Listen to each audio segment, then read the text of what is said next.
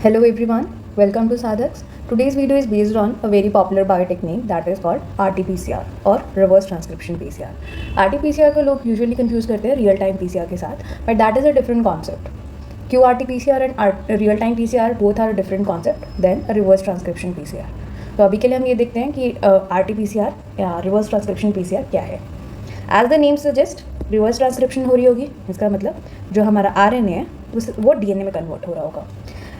And this is only possible with the help of only one enzyme, that is reverse transcriptase. So reverse transcriptase की presence में हम RNA को amplify करने की कोशिश करते हैं. PCR जो है वो यूजुअली DNA एम्पलीफिकेशन टेक्निक है, राइट. बट जब हमें RNA को एम्पलीफाई करना होता है तो रिवर्स ट्रांसक्रिप्शन PCR का हम यूज़ करते हैं जब हम RNA को DNA में कन्वर्ट करके उस DNA को एम्पलीफाई करते हैं. This DNA is usually cDNA, right. तो ये जो टेक्निक है ये बहुत पॉपुलर हो गई थी at the time of covid pandemic. तो क्या होता था कि तब हमें बहुत रैपिड रिजल्ट चाहिए होते थे. That's why despite of being expensive RT-PCR was profusely used. अब हमारे SARS-CoV का जो स्ट्रक्चर होता है वो कुछ ऐसा होता है. अब इसमें जो जेनेटिक मटीरियल होता है that is a single stranded RNA. That's why जब इस वायरस को डिटेक्ट करने की बात आई तब RT-PCR play a very important role, right. So इससे पहले हम वायरसेस को डायग्नोज करने के लिए यूजुअली एलाइजा का यूज़ करते थे, but that is a relatively slower process than RT-PCR. Now let's see what is the procedure of carrying this RT-PCR. Usually जो regular PCR होता है उसमें 3 stages होती हैं. First denaturation,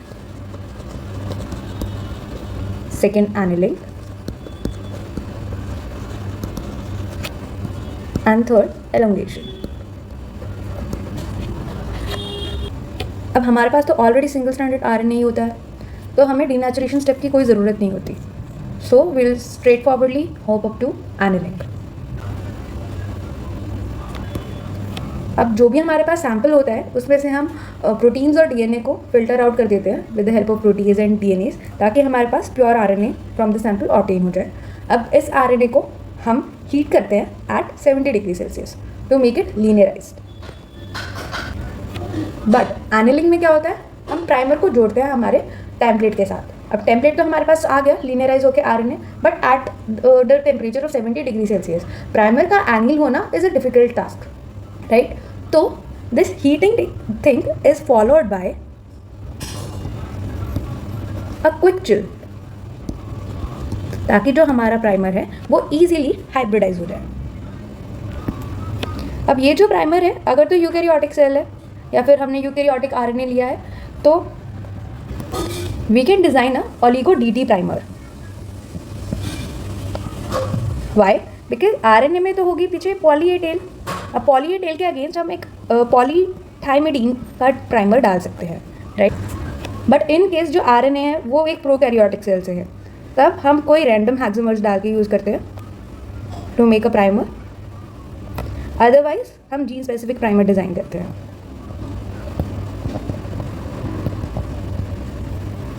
So this is the 3 types of primer जो primarily use किए जाते हैं. And this is how the step of annealing takes place. The next step is synthesis of the complementary strand, right? But the complementary strand अब क्या बनेगा? It will be a DNA strand. So this is the task for reverse transcriptase enzyme. तो हमारे पास हमारा RNA है उसके against हमने एक प्राइमर एनील कर दिया. अब इस प्राइमर के साथ हमारा जो रिवर्स ट्रांसक्रिप्टेज है वो एक DNA की स्ट्रैंड की सिंथेसिस करेगा. Now this product having a 1 strand of RNA and 1 strand of DNA is called cDNA. So this cDNA is synthesized with the help of reverse transcriptase enzyme. तो एक MMLB नाम का reverse transcriptase enzyme होता है जो हम usually use करते हैं.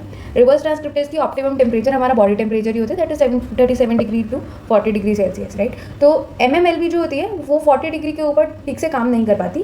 That is the optimum temperature for it. But in case हमारे PCR रिएक्शन में हमें टेम्परेचर हाई करना हो तब ये सिंथेसिस नहीं हो पाएगी, राइट. तो एक और एंजाइम है that we call SS3. This is a modified enzyme and it works up to 50 degrees Celsius. So this is more preferred. अब रिवर्स ट्रांसक्रिप्टेज ने cDNA तो बना दिया बट PCR में तो DNA एम्पलीफिकेशन होती है एंड एक ही एंजाइम दोनों स्ट्रैंड्स को एम्पलीफाई नहीं कर पाएगा. तो अब हम इस प्रोडक्ट को डीनेचर करेंगे. So the next step becomes denaturation and this will be followed by again annealing and elongation. अब ये कैसे होगा? हमारे पास ये cDNA है, इसको हम हाई टेम्परेचर पे जाकर डीनेचर करके 2 स्ट्रैंड्स को अलग करेंगे, RNA और DNA के. नाउ जो ये DNA वाला स्ट्रैंड है उसके साथ हम एनील करेंगे एक प्राइमर, जिससे हम एक और DNA स्ट्रैंड बना सकें. अब DNA टेम्पलेट के अगेंस्ट हमें एक और DNA स्ट्रैंड बनाना है, that is DNA dependent DNA polymerase activity. Now reverse transcriptase can not show that, तो इसके लिए हम डालेंगे Taq polymerase. So once the Taq polymerase enters it will undergo the synthesis of DNA strand and elongation also takes place. तो हमारे पास double stranded DNA obtain हो जाएगा and now this DNA is amplified to make several more strands. अब DNA amplification के बाद it will be sure that if the RNA is present और not. कोविड-19 का हम डिटेक्ट कर लेंगे कि प्रेजेंट है कि नहीं है, बट ये कैसे पता चलेगा कि कितना है? The quantity can not be measured through this process. उसके लिए हमें लाना पड़ेगा रियल टाइम PCR और क्वांटिटेटिव RT-PCR. अब रियल टाइम PCR में क्या होता है? This process allows you to amplify and quantify the target DNA simultaneously. इसमें जो साइंटिस्ट होता है it can directly view the increase amount of DNA. अब व्यू कर सकते हैं, दैट मीन्स कोई ना कोई फ्लोरोसेंस हो रहा होगा and that's why we use fluorescent reporter in this process. कुछ डाइज होती हैं जैसे SYBR green and other probes are use like TaqMan probe and these work as the fluorescent reporter so that we can quantify the amount of DNA that is being amplified. A detailed video of real-time PCR and QRT-PCR will be uploaded soon on the channel, so stay tuned and do like, subscribe and share. And one more information is that Saadax is introducing a 3-month crash course for all the biotechnology related MSc entrances. So all the graduates and undergraduates are invited for the same. Crash course को लेके बाकी details के लिए आप नीचे दिए गए link पर एनरोल कर सकते हैं. And also do follow us on Instagram for more related content. Thank you.